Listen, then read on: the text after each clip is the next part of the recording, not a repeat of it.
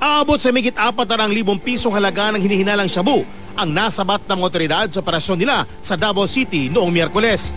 Arestado sa bypass operation ang 2 babae na nakatransaksyon ng mga ahente ng Davao City Police. This is one of the biggest haul of shabu sa DCPO for this year. Ang mga sospek, inaming sangkot sila sa pagbebenta ng iligal na droga. Pero napilitan lang daw sila dahil sa kahirapan. Labada man ko. Ngayon ko sa pagkawatan, labada ko na wrongly naman ginwan sa kong labada kay 300 naman na 5 per minute. Mana nag-inter ko runner.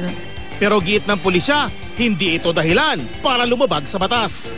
Siya, di kaya po kalusot ni, non-billable kaya po, kay Section 5 ba nang ikaso na ito ni. So, Section 5. Kini, bisag posisyon lang ang ikaso na ito, non-billable kaya po. Inaasikaso naman daw ng pulisya kung sino ang mag-aalaga sa mga maiiwang anak ng isa sa mga suspect.